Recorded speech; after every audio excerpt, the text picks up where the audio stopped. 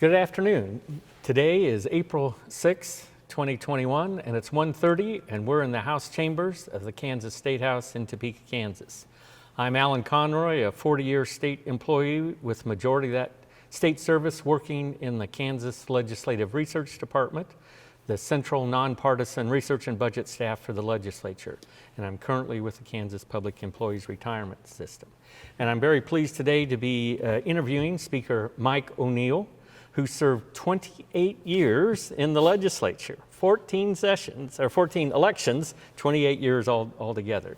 And he was Speaker of the House from 2009 to 2012, if my research is correct. And ultimately, Speaker O'Neill decided not to run for re-election. He left the chamber to become the Chief Executive Officer of the Kansas Chamber. And after 4 years at the chamber, he retired, sort of, to open his own legal consulting and governmental relations firms, O'Neill Consulting, LLC. And I'm conducting this interview on behalf of the Kansas Oral History Project, Incorporated, a not-for-profit corporation created for the purpose of interviewing legislators. The interviews will be made accessible to researchers and educators, and the interviews are funded in part by a grant from Humanities Kansas. The audio and video equipment is being operated by former House Speaker Pro Tem David Heineman. And so we'll go ahead and start then, Mr. Speaker, and doing the research. You were born in Kansas City, Missouri. And I don't know whether that's a well-known secret or not, given your crimson and blue blood in your thumping in your veins, but you were actually born on the Missouri side.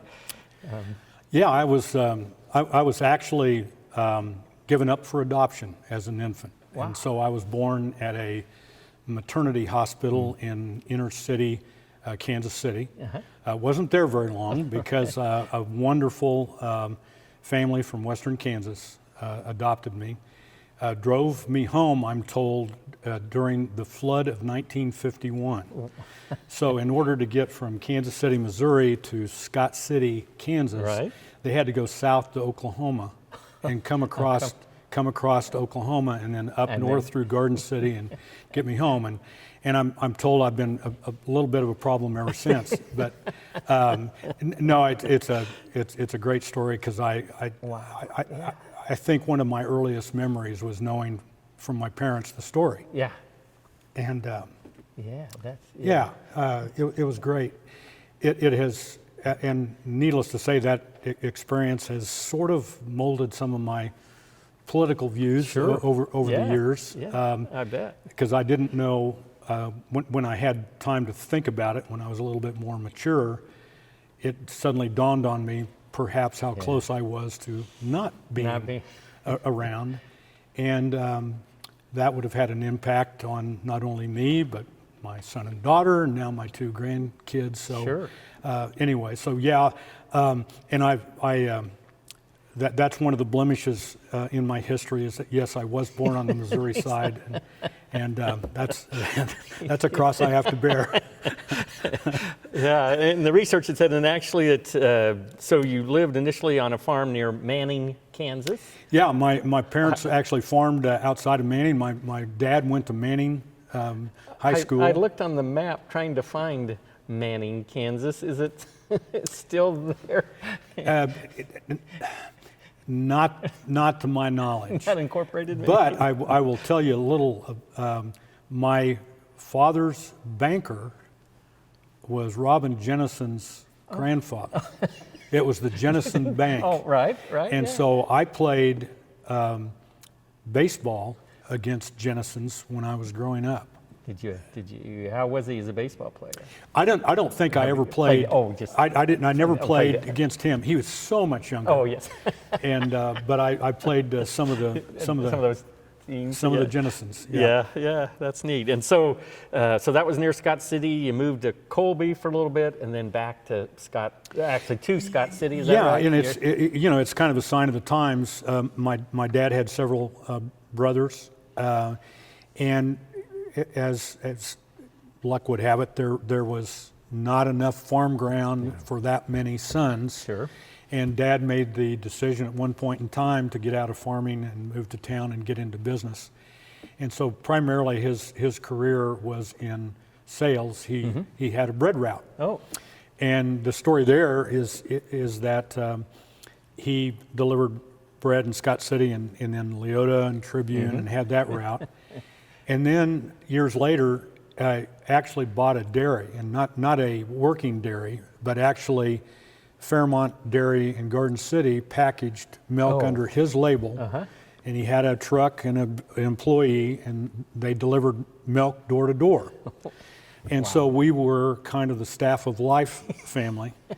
And I learned that the bread route paid the bills, and eventually the milk route sent me to college. Neat. And so I had a Did you get to help hard-working deliver bread and/or milk? I did both. I stocked shelves of bread, and I took milk. I delivered milk out to the church camp out at Lake Scott. I didn't do any of the door-to-door type of delivery, but I do remember taking 5-gallon containers of milk out to the church camp. And I noticed again, so you graduated from Scott Community High School in 1969, and I noticed there was a reference that you graduated number 2 in your class. Yes. Was it close between 1 and 2? Or It was. do we know what happened to number 1? Or? No, Mike Yates was his name. He was a personal friend. We played basketball together, and he was tough. He was tough, and he earned the valedictorian spot. I was a close second, and I was happy to be in the same company with him. Wow. He was smart. He went on and had a career in teaching. Oh, wow. And did quite well, I think. Yeah, that's great. Well, although you must have done well because it's so you got a National Science Foundation scholarship. I did. To go to the University of Kansas, of course, and so and you got your BA in English, and then of course you went on to law school. But while you were in law school, you had the opportunity to intern with the Office of Legislative Counsel here in, I guess, this building. And so was it your second and third year of law school? You actually were here in this building as part of that? And actually, I was not in this building so much because the office itself was across the street in the Merchants building. Where I office now, as a matter of fact. Yes. And I officed with the my best friend in the world, and we went to law school together, Brad Smoot. Brad, I interned for 2 years. Brad interned the second of my 2 years. Yeah. And we were fortunate enough to get involved in some very interesting litigation. One was Brown versus Wichita State University, coming in the aftermath of the tragic Wichita State University plane crash. And back then, we had governmental immunity. And the question was, has that outlived its usefulness? And first it was struck down, and then the Supreme Court, in large part due to some briefing that we did, reconsidered and basically made it possible for the legislature to come in the interim and fill in the gap and create a Tort Claims Act. So even though I wasn't in the legislature at the time of the creation of the Tort Claims Act, we can claim a little bit of credit for at least getting the ball rolling. And then another fascinating case was Leak versus Tice. And it was a struggle between an outgoing governor appointing to the parole board and the incoming governor appointing the same position. And the question arose, who gets to make that appointment? And that was a fun one to work on. So it was a great experience for a law student. And Bob Colsnow was and what a gentleman he was. He was. We would work all day, work real hard, and then he would take Brad and I over to Robbie's. Do you remember Robbie's? Yes. And we would have raspberry pie. Bob loved that was his favorite. Raspberry pie, and it was always a treat for us. That was our reward for a hard day's work. That's great. So you graduated from law school, then you headed to Hutchinson. Yes. Joined the law firm of Gilliland and Hayes. Is Actually, that right, or did you go on your own? No. I actually started with the Hodge firm. So it was Frank Hodge's law firm. And of course, Frank was was he majority? He might have been majority leader in the Senate at the time. So there was a legislative history there. Sure. And I went with that firm. I kind of had in the back of my mind that I might be interested in politics. And I worked for that firm, became a partner after 3 years, and then worked with that firm for 12 years. And then moved over to Gilliland and Hayes. And of course, Hayes was John Hayes, who was majority leader. He chaired judiciary, chaired insurance, and he served in the 104th district for 14 years. Wow. Then there was a couple of Democrats in between, and then I won in 1984. But of course, so I worked for two firms that had a strong support for public service, and both firms were very accommodating. They'd have to be. They'd have to be, as it turns out. But so I feel very blessed to have gotten that situation, because a lot of firms don't support public service, and so very quickly, when John Hayes was in the legislature, the Judiciary Committee was made up of however many lawyers there were in the legislature. Wow. So it wasn't necessarily a 21-member committee or a 23-member committee. Dave will remember this. It's how many lawyers.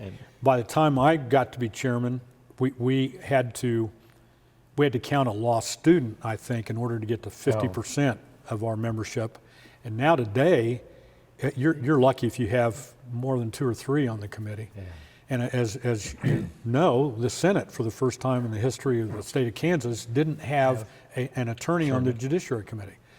And so the chairman was not an attorney, but awfully capable gentleman, a very dear friend of mine, Rick Wilburn. But that's an odd situation. And to me, it's sad, and I'll toot the lawyer's horn for a little bit, because I think lawyers you shouldn't have a legislature made up of only lawyers, but I think they do add something, and I think we lose something when firms don't support that kind of public service. I think the state and the legislature are better off when you have some people with some legal training involved. Absolutely. So you were Reno County precinct person, I think, if I remember correctly. And then you were on the executive committee of the Republican Party for Reno County, but never any interest in, I don't know, city council or school board or any of that?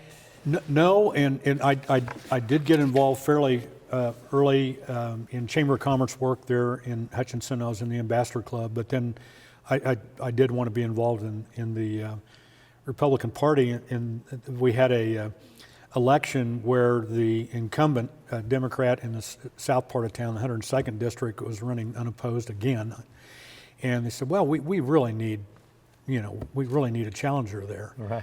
And so I got recruited for a bit of a kamikaze mission. It was John Myers, who went on to be the Myers of Augenblick and Myers in the school study. But John was a Boy Scout exec, nice guy. We had probably the nicest campaign imaginable, because we both liked each other. I worked hard and basically got beat by the same percentage as the Democrat-Republican registration. I had a great time. I enjoyed going door to door. And so I lost in November, and by February I'd moved into the 104th district, a little bit further north. That was more of a Republican-friendly district, and I had the good fortune of running and winning then 2 years later. Yeah, and so your district was part Hutchinson, but then out into the county, Bueller, or did it change through reapportionment through the years? Through reapportionment, or redistricting. And so when I first got started, it was all city. And Hutchinson was pretty much divided north and south along 17th Street. And then during the next redistricting, which would have been, I think, 92, the incumbent from Bueller decided to announce his retirement. And of course, during redistricting, we can talk about this all day long, during redistricting, one of the first things you want to know is who's retiring.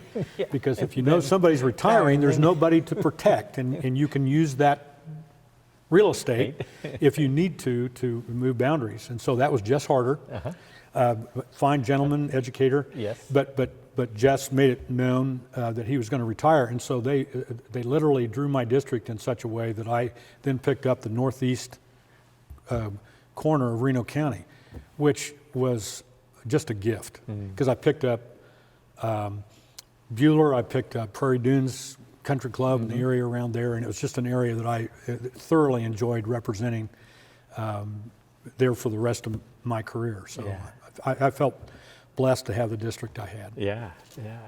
And while you were, well, so I guess we talked a little bit about your family, but was there anybody like your parents in terms of very politically involved, or were you exposed to any of that while you were growing up, or maybe even at college, or that was just? Well, I suppose when I was, again, a second-year law student, I decided to clerk for a very small firm out in northwest Kansas, because I wanted to know what it might be like to return to western Kansas and have sort of a small-town law practice. Right. I didn't think that that's what I wanted, but I didn't want to rule it out either. Right. So Jim Milliken and then Norm Wilkes were partners out in northwest Kansas. And of course, Norm went on to become Kansas Association of School Boards attorney, but great guys. And Senator Christie from Scott City was the gentleman who gave me my first set of statute books. Oh. And not that necessarily piqued my interest in politics, because I was involved in student government and I was always running for student council or whatever. So it's probably in my blood. But to answer your question more directly, parents didn't, I wasn't necessarily influenced by parents or anybody in my family. I just, I guess I grew up ambitious. And I liked government, liked civics, liked history. And I think I knew when I was in 7th grade that I wanted to go to law school. My dad would have liked to have gone to law school, but there just wasn't the money. Yeah.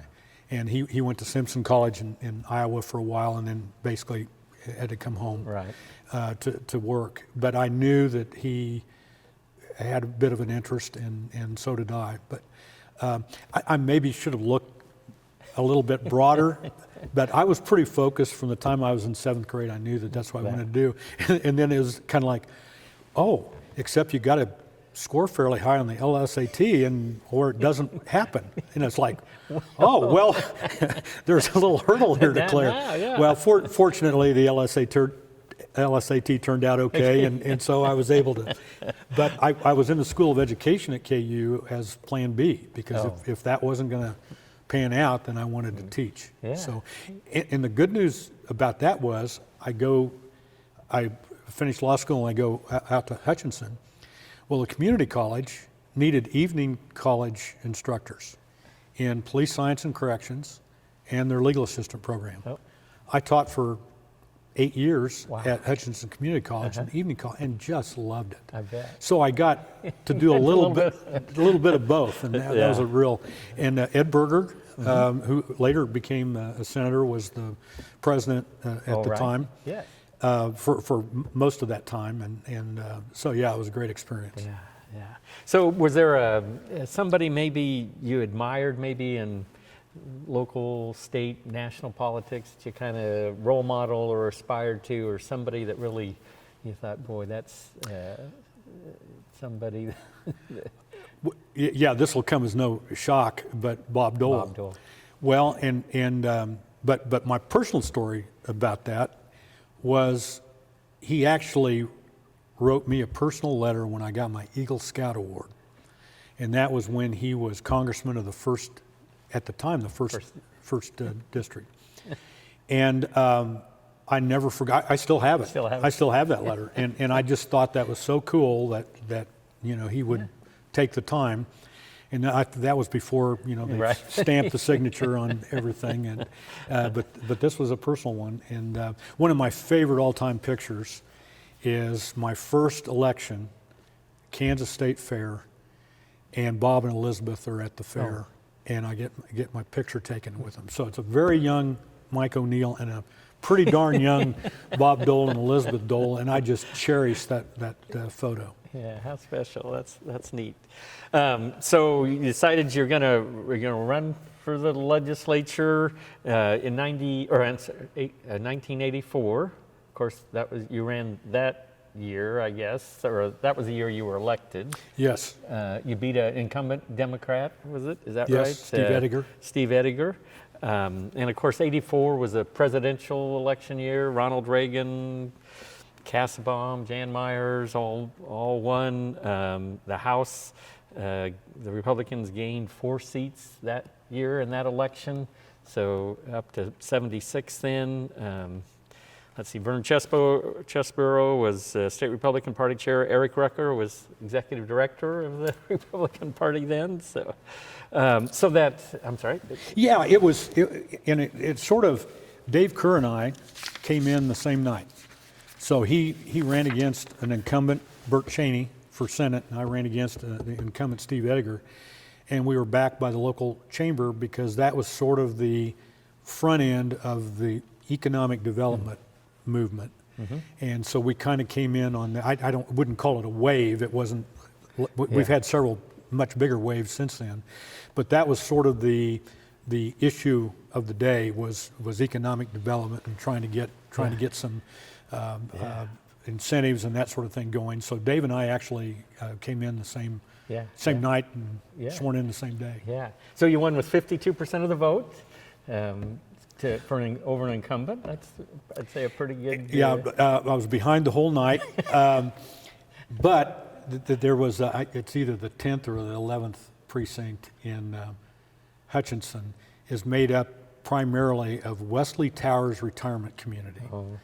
And I think their rate of voting is like 99.5 or something like that. Everybody votes. Oh, sure. And they were primarily, if not almost exclusively, Republican, North End Republicans. And it didn't look too promising because I didn't really understand how that precinct, how that worked. And then they came in like gangbusters late in the evening, and I pulled it out, and they were a great precinct to have from there on out. They were very, very kind to me. So that campaign's a lot of, I don't know, door to door or. Yeah, one of my favorite legislative stories actually came out of door to door. You just never know what you're going to run into. If we got a minute, I'll Sure, tell you, because it was the alphabet tax, and I'm going door to door, and I come up on the doorstep of a gentleman who and you're always saying, is there anything that you would like to share? And it wasn't my first election because I'd already had some experience, but I think it was my first reelect, and he said, I'm paying more taxes than my neighbor whose name is in the first half of the alphabet. And I'm thinking to myself, no, it can't be. But I indulged him, and thankfully I did. And I said, well, explain it to me. And that was back at the time, you may remember this, where we were paying our automobile property taxes. So the first half of the alphabet paid during one period of time, and then the second half of the alphabet paid at a different time. And he was convinced, and he said he'd done the math, and those in the first half of the alphabet were paying less, or conversely, his half of the alphabet was paying more. And he said, I want you to look into that for me. I'm going, well, okay. I just doesn't seem very plausible to me. And lo and behold, I get back and I check with the legislative research and have them look it up. And lo and behold, that they did the calculations and they said, he's right. He's right. And we ran a bill and fixed it. And it's like from then on, I'm going door to door. You never know, because there's going to be a gym in there someplace where they really do. Constituents know stuff, and they experience stuff. And then of course If it wasn't door to door, it was the Dillon store on 30th Street. I'd go there on the weekends. The joke around the house was I'd go there on a weekend to buy a gallon of milk, and it would take me 2.5 hours because there's always somebody there that wants to bend your ear, and I loved it. I never got tired of that. So. Yeah, that's good. Yeah, because like we said, you were elected 14 times, never had any primary opposition. Never had a primary. Was it 2 elections, no opponents, 2 elections, a libertarian opponent, but no Democrat? Does that sound about right, maybe? Yeah, I thought there were more uncontested than that, but it might be including the libertarian, who, by the way, was a very interesting gentleman. Benny Ferguson was his name. He was, I'm probably not going to use the right term in terms of today, but he was a cross-dresser. But just an absolute gentleman, and had a lot of respect for me, and he would come to these debates, and he would, instead of attacking or talking about how terrible things were, he would basically espouse the libertarian views. So some of the things, I believed in, he believed in, and other things not. He was one of the more delightful opponents I think I ever had. Yeah. Just a real interesting fellow, and had an interesting website. That's all I'm going to say. So you came here to this chamber, 1985, and we were just talking about. I mean, and of course, not all these weren't elected in '85, but this was the body you joined. I mean, just looking down some of the names, Denny App, Ginger Barr, Gary Blumenthal, Bunton, Chronister, Duncan, Fuller, Gosen, Hayden, Helgerson, Heineman, David Miller, Molenkamp, Podorf, Wagner, Burr Cipher, Snowbarger, Teagarden, Van Crum, Donna Whiteman, Bob Lynch. I mean, that was quite a interesting and distinguished body when you think about those kinds of people. That's in public service. It was a great group. I felt very privileged to be sitting on the back row with my friends, and one of my favorites in my class was Martha Jenkins. Really, really smart, daughter of military family, and funny as could be. And I really enjoyed the people I served with. Do you remember the first time you came to the well and were standing at that podium right there, or close to one that was there? I do not. They didn't haze you too bad or anything? Well, I know that was the tradition, and I know probably when I first carried a bill there was something, and you'd think I would remember that. I do not. Yeah. I noticed you served on some interesting committees through the years. Clearly, Judiciary, Education, Transportation. You were never on like federal and state affairs? I was not. And what about appropriations? No. Yeah.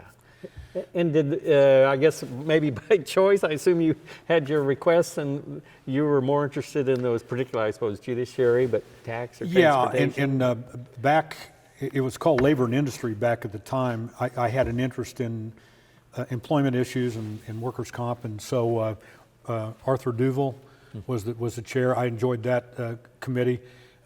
Joan Wagner and I were just joking about being on public health and welfare with a chain-smoking chairman, which I thought was really odd, and I was interested in those issues, but I didn't necessarily enjoy serving on that. Once I became chair of judiciary, I didn't have to have the workload, right. just a full component of committees, and I was okay with that. I remember taking a sabbatical from being chair of judiciary one year, and Speaker Schallenberger made me chair of education, and I remember going, what did I do? Was it something I said? And it was an extremely interesting year, because then I went on after that to have an incredible amount of interest in education, school finance, things of that nature. In that 2-year tutelage, I thought was very helpful as it turned out. Yeah, So yeah. I guess I owe him thanks for. But then I went back, to- and then we were in the minority for 2 years, Mm-hmm. and so my ranking minority member was John Solbach, and Right. became chair. And what a delightful Yes. person. We're friends to this day, and I was blessed to have him as a ranking minority member, and I think he appreciated me, and we got along great. So, and that's not always the case, as Right. you know, Yeah, yeah. but that was a good experience. Yeah, yeah. You mentioned the speaker, and so I was just looking back through the speakers you served under during your time. So Hayden, Braden, Barkus, the Democrat, as you mentioned, Robert H. Miller, of course, Schallenberger, Jennison, Glasscock, Mays, and then Neufeld. Yes. And then, of course, you decided to run for speaker against the incumbent speaker. Yeah, and it wasn't the first time I ran for speaker. Right. I thought You were I successful. I would mention that in case you were thinking about mentioning that. But I have a reason for saying that, because there was a time when I thought it was my time, and it wasn't, because your time is not determined by yourself; it's determined by your colleagues. Sure. And I was getting the, well, if you're speaker, who's going to be judiciary? You do a good job as judiciary. And at first I was kind of like, you mean I can't do this because You're doing such a you want me great to do job? that? And that's. But anyway, I remember when I got elected speaker, and it was either when my first speech or maybe my retirement speech. And I think it was my retirement speech. Basically, it was thanking my colleagues for having a better sense of what my time was than I did. Because if I would have done it when I first thought about it, I would have been gone a long time ago. I wouldn't have experienced all the things that I experienced since. And so it really worked out for the best. But, it's kind of like, well, if you run and lose, then it's kind of a bummer, and you kind of feel sorry for yourself a little bit. And it worked out very well. Yes, it's not every day that you run against an incumbent speaker. Yeah. And it wasn't, Melvin Neufeld and I, in many ways, we were both by then pretty conservative leaning. I did have some issues, which we don't need to go into, but I also thought the clock was ticking on my tenure in the legislature, and I really did want, if I had the opportunity to retire as speaker, then I would like to do that. So I took that on, and fortunately I was able to win. Melvin was very gracious. He became our, he asked for, and I gave him the Federal and State Affairs Chairmanship. We remained friends for the rest of his life. Right. And attended his funeral here recently, which was an awesome celebration of his life. So it was not acrimonious. Right. It was more a little bit philosophical, even though it was a conservative running against a conservative. But it was what it was. Yeah, yeah. So were you surprised at the outcome? I guess once the votes were counted, that Anybody running for leadership, their surprise is that they didn't win by more than they did, because they thought they had X of number. promises. They thought they had this many promises, and they ended up having X minus Y. Yeah. And that was the case. Although I had plenty of margin. But yeah, it's always closer than you think. But I thought, and the thing is, you just get obsessed with this. I can remember I would walk in Hutchinson. I'd walk the dogs. I had 2 labs. Would walk them every night, and every night was the same process.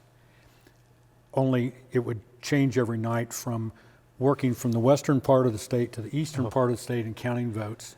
And then the next night you'd start at the eastern part of the state and work to the western part of the state to see if the votes added up to the same number of votes that you had the night before. Right. And it just became, it's a counting game. Yeah. And as Dave Heineman knows very well, as you know very well, it's quite a thing. And you see every part of the state. Yeah. And a lot of miles. lots and lots of miles. It takes a whole lot more time than what you've thought you would, and then even then you wish that you'd spent more time on it.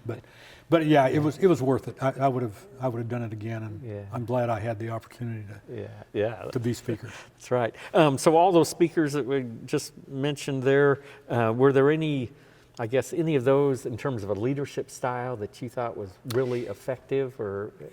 Well, they all were. I thought they were all effective in their own way. Kent Glasscock is a good friend of mine, although we don't get to see each other very often. But I don't know whether I coined this or it was coined and I stole it, but he was a build your own salad speaker. And that actually could be a criticism, but I considered it to be more of a compliment, because he didn't just set an agenda and then just say, this is the way it has to be. It was, we've got a smorgasbord here, we've got a salad bar, and we're going to see who signs up for this. So he wasn't afraid to put things out on the floor, even if they might fail. Right. He wasn't afraid to have issues fail. Mike Hayden, on the other hand, and I respected Mike as a leader. My only criticism of Mike Hayden was when he left from the third floor to the second floor, he forgot a lot about what he'd learned on the third floor. I wish he'd have been a little bit more friendly toward the legislature. But Mike was one of those that didn't want to lose ever. And so we would actually caucus back in the speaker's room. It wasn't big enough to have everybody, right. So we'd caucus kind of in two separate groups. And it was, you counted noses, and this is the calendar, and it had to get to 63 or 63 plus. And sometimes if you didn't get there, it was like, we need to have you, we need you today. And I remember being one of those that needed to have a different point of view about a bill. But anyway, but that in its own way was efficient, because you'd get out there, you'd debate, and you pretty much, you knew the outcome was going to be. So I'm kind of dancing around your question, because I thought each speaker had their own unique style, and in many ways, it worked, or the caucus found a way to help it work. Kind of leads me to my next question, in terms of then when you were speaker, in terms of your leadership style, then kind of how you ran the House or attempted to run the House. Well, I did, right or wrong, I did something that none of my prior speakers had done before, and we actually had a retreat in Wichita before the session. And it was the old-time retreat where you had the big pieces of paper and you'd tape them to the wall and you'd put ideas. And everybody in the caucus got to have input, and we would, by process from the beginning of the day to the end of the day, developed a legislative agenda. And it was, I don't know whether it was a Newt Gingrich contract with America type of exercise, but it succeeded because caucus members felt like they were being listened to, felt like they had input. At the end of the day, if their idea didn't make the list, they knew why, because they didn't have enough buy-in. And so we literally started the session with an idea of what the priorities for our caucus were, and I thought that worked pretty well. And of course, the other thing was pick your best chairs, not necessarily based on seniority, although that is important, but the ones that you think will lead well, and then let them. We did have chairman's meetings every week that were, I wanted to make them more than just social gatherings. I really wanted to know what was going on and whether they needed help and this and that. So I don't know necessarily what I did that worked or what I did that didn't work, but I had a great caucus to work with. I remember my first term as speaker, Kathleen Sebelius was governor one year. Mark Parkinson, who's a friend of mine, was governor the next year, and I had a caucus of 76 Republicans. And it was tough sailing. In a Senate that was, we didn't agree on a lot of things back then. And then my second term was when Brownback got elected, and my caucus went from 76 to 92.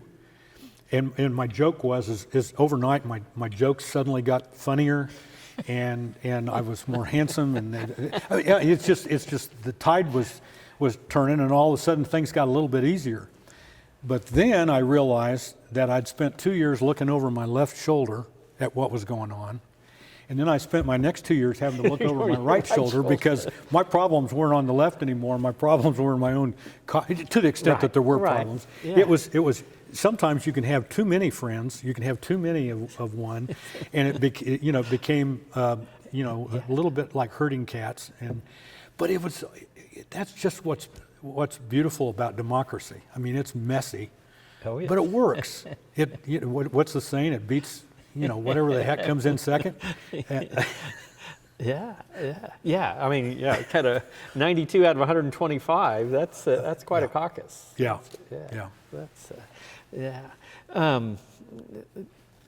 Just in terms of kind of the conservative and just doing some of the research, some of the materials I read it talked about between 92 and 98 there was a conservative insurgency within the Republican Party, and kind of two, I guess, kind of philosophies or important areas. One was, of course, fiscal conservatism. State government was too big, taxes were too high, spending too much, borrowing too much, and so there was sort of that group. And in fact, I'd forgotten it, but in 1987 there was a Republican Reform Caucus of 12 legislators built around that fiscal conservative. David Miller, Kerry Patrick, Gail Mullenkamp, that list. Yeah. And you weren't a member of those 12 of that caucus? No, in fact, if I came in before there were labels, as far as I was concerned, as far as I recall, right. and there might have been, except the rebel group, and that's what it was referred to at the time. And if you would have labeled me when I came in, I was a social conservative and a fiscal moderate. And over the course of my representation of my district in Hutchinson, I saw my own constituents go from being fiscally moderate to fiscally conservative. I remember one prominent family in particular who were very moderate and over time became very conservative. Yeah. And I found it, there's an old saying that if you're young and not liberal, you have no heart, and if you're over 50 and are not conservative, you have no brain. Now that's that's sort of the saying, but in real terms, JFK was one of my heroes when I was growing up. I mean, sure. I wasn't just sort of a dyed-in-the-wool Republican. I respected leadership. One of the first presidents I met was LBJ, and I thought that was fabulous. But I would like to say that I came by my shift to conservatism naturally, and not as a politically expedient. Right. Where's everybody headed because I want to go that direction. My constituency did become more conservative over time. My social conservatism never really changed because, as you know, my history in terms of being pro-life and that sort of thing, that pretty much started the day I was born, pretty much, or my first memory. So that was never an issue. But my politics, my fiscal politics did change over time. And so I was not a part of that group initially. And then when by the time I was speaker, we had 3 Republican parties. I mean, we had, if we're going playing the label game, right? Because we had a group of moderates, we had a group of conservatives, and then we had what you would call the ultra conservatives, not necessarily meaning that in a disparaging way, but they were more conservative on issues. I remember one story in particular. As speaker, your only obligation is to pass a budget. I mean, there's a lot of other things you do, Right. but constitutionally, you got to pass a budget. And I remember not having enough votes to pass a budget, and I had a group of my far-right individuals, very principled, Sure. I respect that, come to me and say, Mike, we can't vote for the budget. And one of them was my vice chair of the Appropriations Committee. I had to actually switch out. And dear friend, and had to switch out my vice chair. But I said, I respect that, but do you understand you're no longer relevant? So we don't need to have any more conversations. I respect you. You told me where you stand, and I respect that. And but you know I'm going to get 63 votes, and you know now where I have to get them. If I can't count on any of you, then I'm going to have to go over here. The budget's going to get bigger. Yeah. And if it needs to get 63 votes, it's going to get bigger. And I remember two of them in particular, who will remain nameless, Okay. come back to me the next day and they said, we thought about it overnight. We don't want to be irrelevant. And I said, well, I didn't really think you wanted to be irrelevant. And it was like having kids. It was like your kids would rather you be mad at them than disappointed. Oh. It was like, yeah, parents are always mad at us. Oh, but they don't want, and it was like, okay, how can we help? And I said, that's what we need, because we need buy-in from everybody, from this side of the caucus to that side of the caucus, and we'll end up with a better product. Yeah.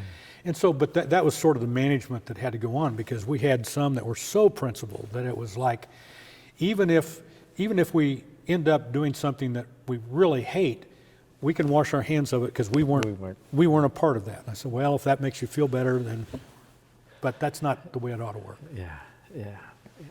The other part of that sort of conservative insurgency was the pro-life movement, and of course, Yes. as that took off, the whole Summer of Mercy in Wichita in the early '90s, and then of course, then David Miller became state party chair. Yeah. Todd T. Hart and Brownback were elected to Congress. Schallenberger became speaker.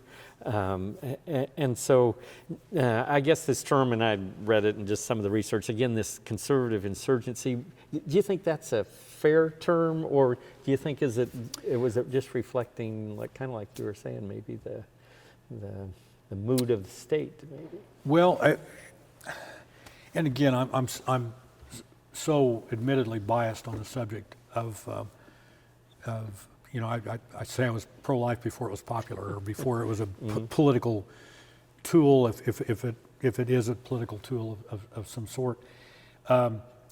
We have a conservative state, particularly with regard to that issue, and it's strongly held beliefs on both sides. And it kind of depends on what your definition of an insurgency is, whether that's a negative term or whether it's a positive in terms of organization and having an organized effort succeed as a movement. And maybe it was more of a movement than an insurgency.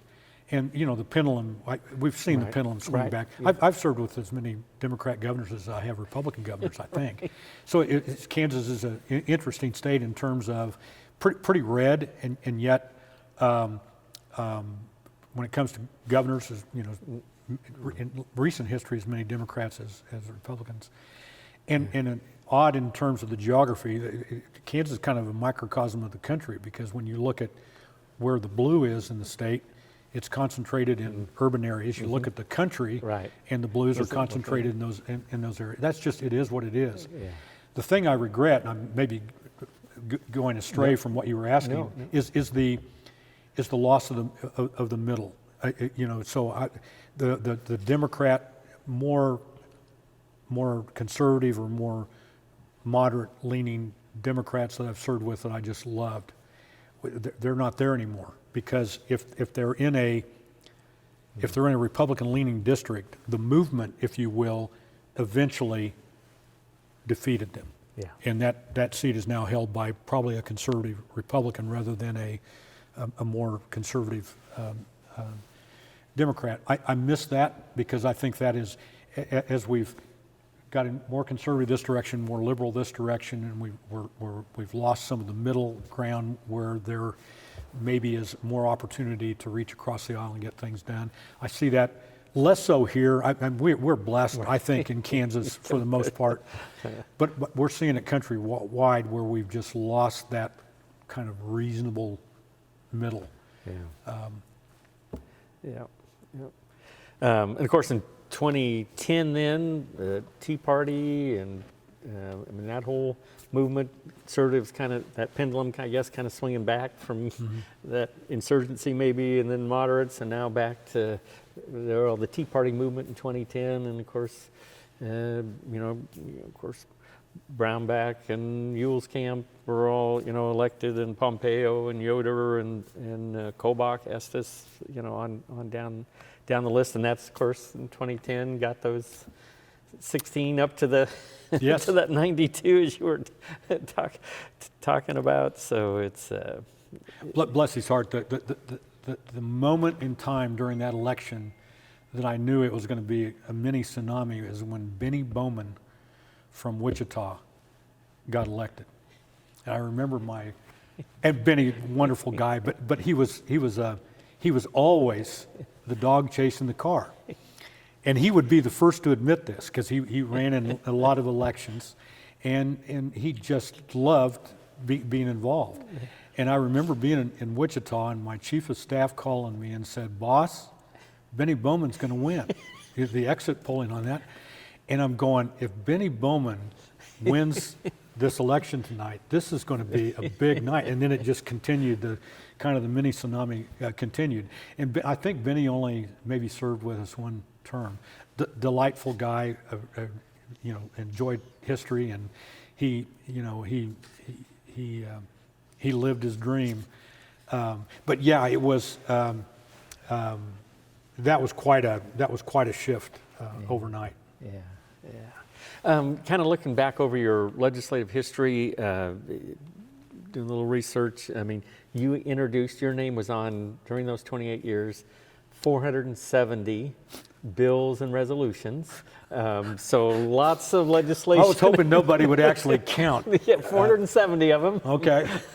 And so, lots of bills. I noticed your very first bill was on crimes and punishment related to criminal procedure, and it was co-sponsored by Clyde Graber and Denny Apt and Jane Allward, and it didn't pass. But that was your first bill. But clearly you've had lots of successes, and I mean, that same session you did sponsor a bill, the Emergency Farm Credit Relief Act with Max Mumaw and Harold Goulner and Hayden and, others. And then there's property taxes, school finance, of course, a lot of judiciary ones, some pro-life ones, the Senator Clark Pregnancy Maintenance Initiative program, those kinds of things. And so, I mean, there's certainly some themes, I think budget, taxes, death penalty, of course, school finance, lottery, and casino gambling was, of course, in there, big thing. Medical malpractice caps, certainly spent a lot of time in that area.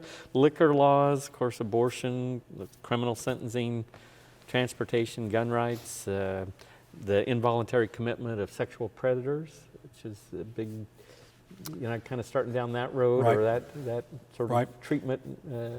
That was the first, if I recall correctly, that was the first time we had done a repeal reviver statute, because I think it was a civil commitment of sex predators that got challenged, and the Kansas Supreme Court struck it down. And then we came back and passed a fix, but we put in, because that case was on appeal to the United States Supreme Court, we put in a provision that would strike the new law if the Supreme Court reversed the Kansas Supreme Court, so we'd go back to the prior law. And that's what happened. Yeah. The United States Supreme Court actually reversed the Kansas Supreme Court. And so that was a little bit of a experiment in drafting. Yeah. And maybe it might have been done before, but it hadn't. If it had, it hadn't been done in a long time. Some really interesting. I was involved a lot in the various DUI laws. Getting from 0.1 to 0.08, and then the zero tolerance for, which it ended up being 0.02 because it had to measure something Right. for the younger kids, and ignition interlock devices, and just all that was interesting. And that was back when, if you remember, that was back when in the House, Judiciary took everything, civil and criminal. Yeah. And now they've, I think correctly so, and I think Speaker Mays was the first one that split those committees up, because they're just so much of that work. Yeah. I had 1 year, a carryover year, where we had 200 bills resting in committee, and that's Yeah, you just can't. that's 150 too many. I mean, it's ridiculous. Yeah. But I enjoyed working on a lot of the crime bills, a lot of the civil bills. I enjoyed that committee a lot. Needless to say.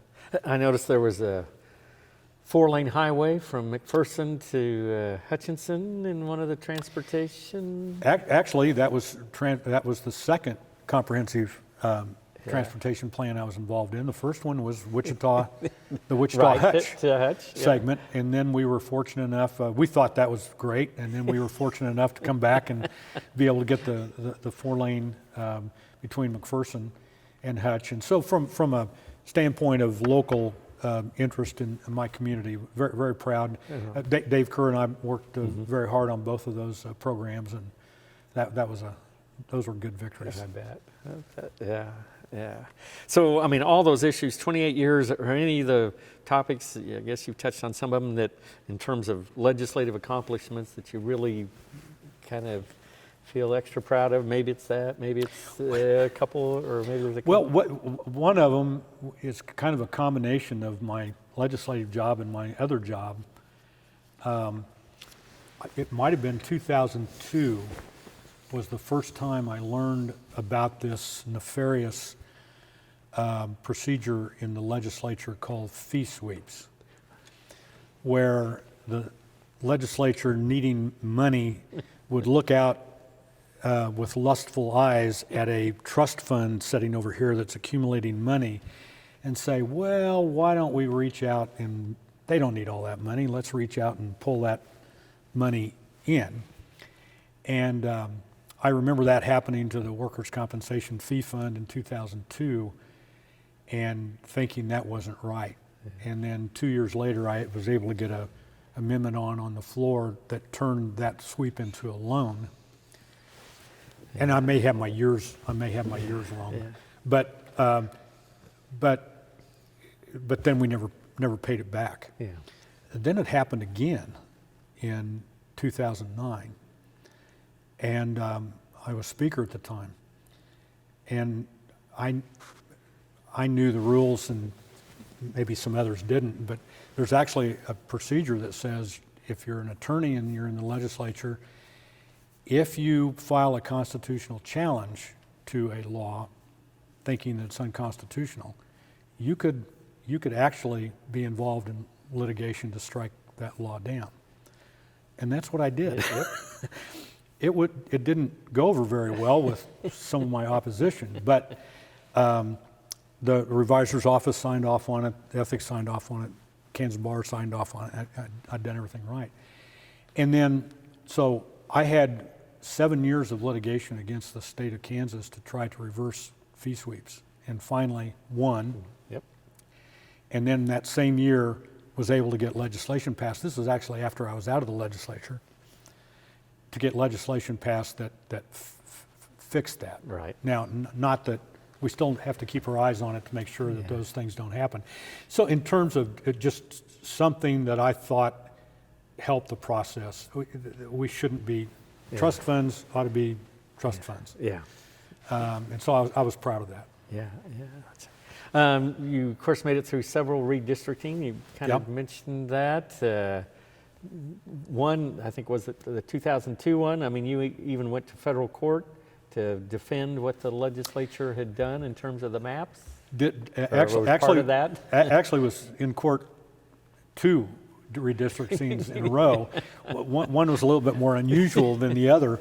The 2002, I actually appeared in federal court on behalf of the legislature to defend the maps, and we were successful. then in 2012. Yeah, I was going to say, what happened in 2012? Well, 2012 was really interesting. There could be a book written about the dysfunctional redistricting process there, but I might have a different take than some on this, so I'll share it with you since you've asked. We were in a situation where the House and Senate just we couldn't agree on the time of day. Yeah. We couldn't agree on school board, congressional, Senate, House. Historically, the Senate had signed off on the House had signed off on the Senate. That wasn't happening. Congressional was fascinating from the standpoint that the big issue there was the first district needed to gain 50,000, third district needed to shed 50,000, and they're non-contiguous. Right. So does that mean that you basically have to go into the fourth and second and disrupt districts that really didn't need a lot of disrupting? And so, there were efforts to try to join the first district and the third district, which then doesn't make for a very pretty map, and admittedly so, not very pretty. And so, long story short, as you know, we didn't pass any maps. Yeah. And so all of them then went to federal court. And a three-judge panel redrew those maps. Right. Now, Paul Davis was my minority leader, right. And he and I worked very closely together, very cooperatively, and we had a House map that passed with, I think, 109 out of 125 votes. So it worked. It was very bipartisan. Yeah. And so we go to court thinking that, well, of all of the chaos, surely the federal court will sign off on the House map. Court didn't. Yeah.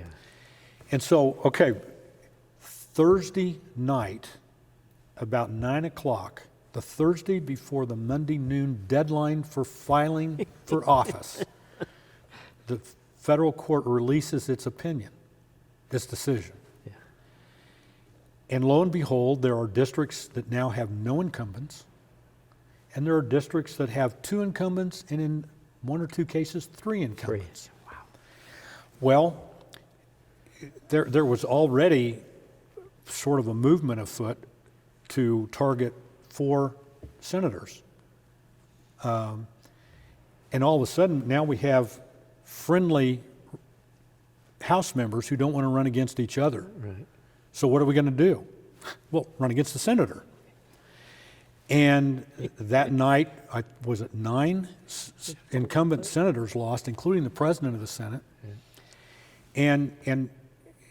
And my moral of the story is, for a court that seemed to want to be as disruptive as possible, or to just not respect this idea of incumbency, we're generally incumbent friendly.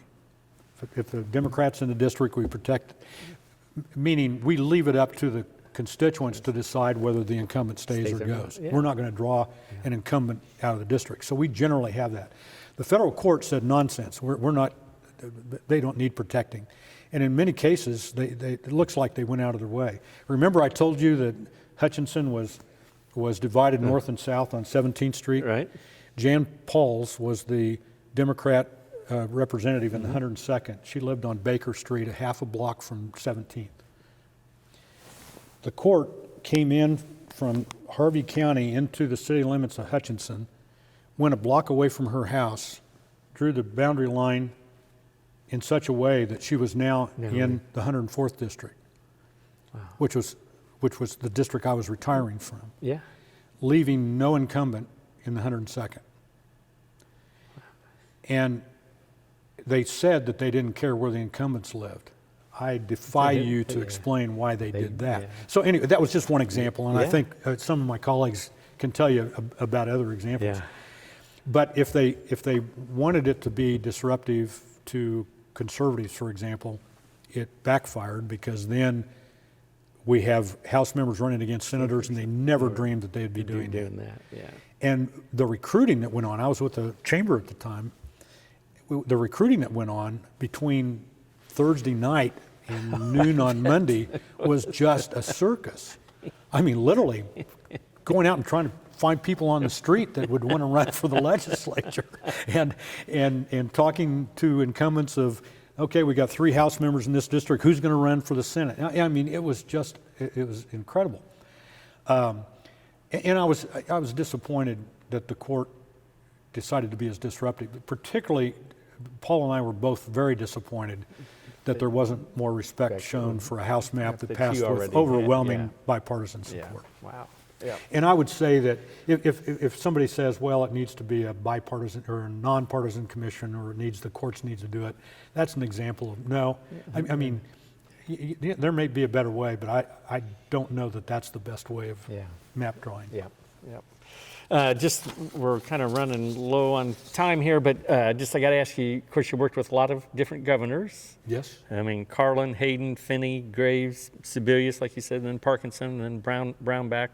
And those last couple, 3, I guess, while you were speaker, were some governors easier to work with, or maybe was it that legislative experience maybe on third floor when they did transition to second? Now you mentioned Hayden may have forgotten some of that, but yeah, because I really liked Mike. He was my daughter's first overnight house guest. She was an infant. We lived in Hutchinson, right on the boundary of the state fairgrounds, and so when Mike and Patty came into town, they actually stayed with us. So I really liked him, but I thought his legislative experience, appropriations, speaker, would translate better for the legislature than it did, but always got along with him. Yeah.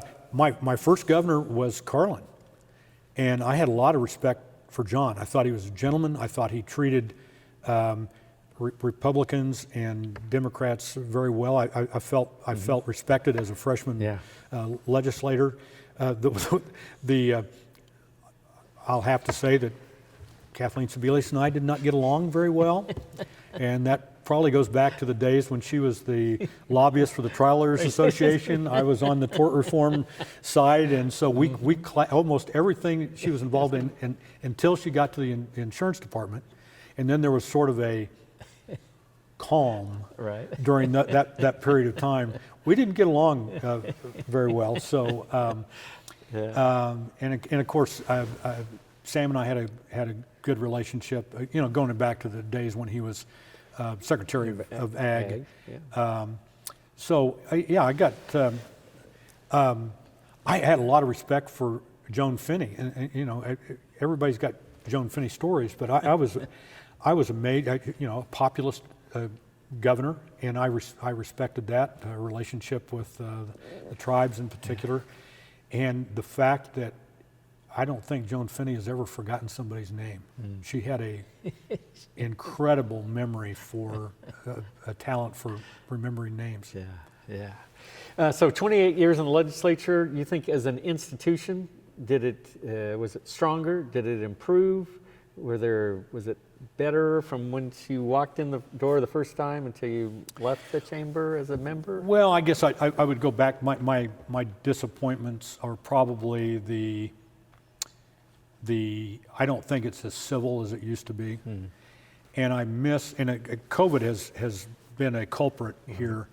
I feel very sorry for the new folks, because what was really important were the days when we'd have these receptions where our constituents came to town. Our constituents always had an interest in some organization that had a presence here, and they'd come and they'd see us, and there was more interaction with constituents, and more of an ability to get together after hours and have free and open discussion. I don't see that as much anymore, and I think we are lesser for that because of that. There are a lot of partisan bickering. Not that there hasn't always been, but it just from my observation. Not that it's worse, but it's one of the things that I've noticed. I wish there were, and I know that there are now efforts afoot to kind of have the civility caucus and try to focus on what we can do. That we're all friends here. In fact, I've often thought about this. I would imagine the the representative that I didn't get along with, that I got along least with in the body. Right. If I were traveling with my family and ran into them in North Carolina, what would my reaction be? My reaction would be to, Yeah. hey, how are you? And what, because they're Kansans, and they're colleagues and they're fellow Kansans. And we get back home and we may not agree on the time of day, but knowing that that's how I would feel about them if I were someplace else, said, we're a lot more similar than it appears when we're back at work. Yeah. Okay, this is the question, a required question that we're doing for all individuals that we're interviewing. So it's personal identity is loosely defined as gender, age, race, class, sexual or gender orientation, marital status, etc. Did you experience times during your time in the legislature where you believe your personal identity influenced your ability to either pass policy, work with fellow legislators, or provide constituent services? Were you ever given, for example, committee assignments or tasks that you believe were functions of your personal identity? And maybe it's even broader than that. Maybe it is, I guess, were you pigeonholed as a conservative, or were you pigeonholed and then you were sort of locked into that perception, I guess, through your career or not? No, I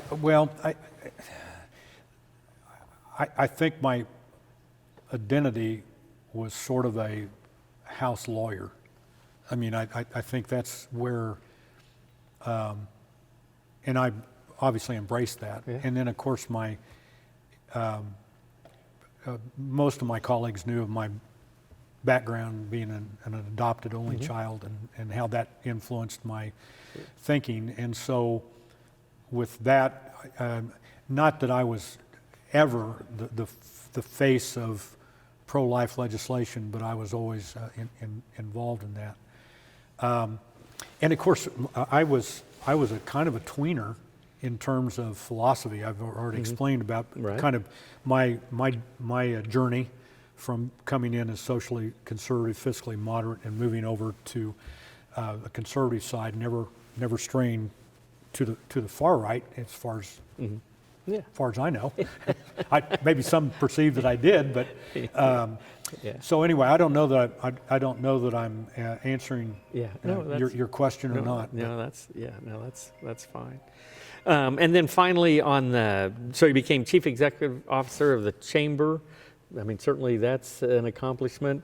Making that transition from being speaker to being the lobbyist of or executive, I guess, of a major organization, in the state. How did that that go? I actually appreciated the timing. I really didn't know. I knew when I became speaker that I could go out on the calendar and put an X, knowing where the end was going to be, either after one term or after 2 terms. I wanted to respect tradition that you serve 2 terms. No rule. Right. And obviously, we're in the current situation. We've got a 3-term speaker, but I never really gave that some serious thought. So I knew that there would be an end to the service, and didn't know whether I would go back and continue to practice law in Hutch. The office had other offices that I could. I knew I wanted to end up back in Lawrence at some point in time, maybe even just retirement. And when the chamber came calling, it was such a perfect fit because it gave me an opportunity to stay connected with the legislature, which I wanted to do. Yeah. Going cold turkey would have been hard for me. Yeah. I was ready to leave the body, but I wasn't ready to leave. Right. The camaraderie and being involved in public policy, and that gave me a chance to do that. I'd never run an organization before. I'd never been an association boss before. 10-member executive committee, 50-member board of directors. I had no idea. And so I would, the days that I thought I would be over here doing my thing, I was doing human resources work back over at the office. And believe me, I had a good time. I loved all my employees, but it was different. Yes. And I gave it 4 years and enjoyed it. I enjoyed involved in the issues and the politics and the people that I worked with. But I eventually I wanted to do what I'm doing now. Yeah. So I don't practice with my partners anymore, although I was of counsel for a while. Now I get to do like administrative law. So if we've got professionals and licensees and that sort of thing who have issues with state agencies or whatever, Administrative Procedures Act types of things, that's what I do, and I love it. Yeah. And then I have a dozen. Well, and some pretty good ones, yeah. I mean, Walmart, the National Football League, Greyhound Association. And the menagerie of different issues that I get to be involved in is very, very humbling and very gratifying, and I'm enjoying every minute of it. Yeah, that's great. I mean, just one, of course, one of the big industries, probably particularly from your chamber experience, like Coke Industries, and major industry, and of course there's lots of major industries within our state, but certainly I guess a player in terms of helping to formulate policy, and I guess in a good way, or you think just how that whole relationship works from a major industry and setting policy or being involved in helping to set policy, or. Well, I actually respected that they had an arm because they had the resources. Right. Number one, a fabulously diverse company and a big success story for Kansas. Yes. One of the best. I wish everybody who has this preconceived idea of what Coke is could hear the presentation that they give every year to the Leadership Kansas. Because you come away and they go, we have no idea that Coke is involved in that or this or that or whatever. Criminal justice reform. Most people go, oh, I just thought they were a conservative leaning think tank and funded, conservative ideas and that sort of thing. And they're involved in a lot of things. Some of them draw controversy. You can't go big without drawing controversy. But obviously, some would say an outsized player in the state. We're a state of 2.9 million people, and then you've got one of the biggest global companies in the world right here. And so, they're a big fish in a slightly little pond. But very influential and very, very helpful financially to fund a lot of things that the Kansas Chamber was involved in. So, I'm a fan. Yeah.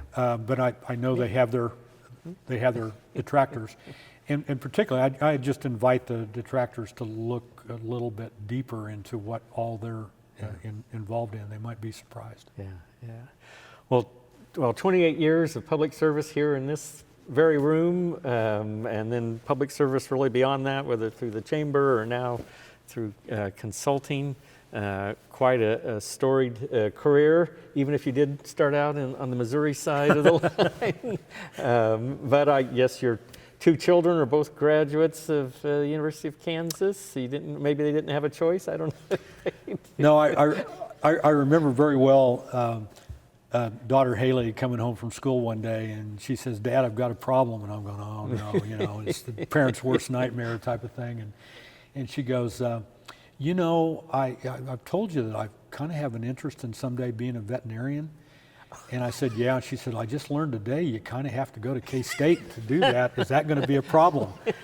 And I'm thinking, oh man, have I brainwashed this poor child so badly that she's afraid to make independent choices? And I recovered quickly though. And I said, K-State has a great veterinary school. It's a grad school, and so as soon as you graduate from KU, I'd be more than happy to send you over to the vet school at K-State. But anyway, she went on to get her master's in athletic training at KU and is a ICU nurse in St. Louis University, doing great. And son is a behavioral analyst. He got his PhD. So I'm very proud of both of the kids. And glad that they didn't follow in my footsteps and get political or go to law school. They've got their own careers out there, and they're doing just fine. Yeah, that's great. Well, anything else maybe that I didn't touch on, or any other thoughts you want to share? We covered a lot of ground we did. today, Alan. Yeah, no. Some things I'd forgotten. Yeah, no, I appreciate that. And so thank you for your time. Thank you for your public service. The Oral History Project certainly appreciate you participating, and now it'll be available for researchers and historians down the road. Well, I'm honored to be invited. This has been a great journey. I Yeah. appreciate it. Yeah, well, thank you very much.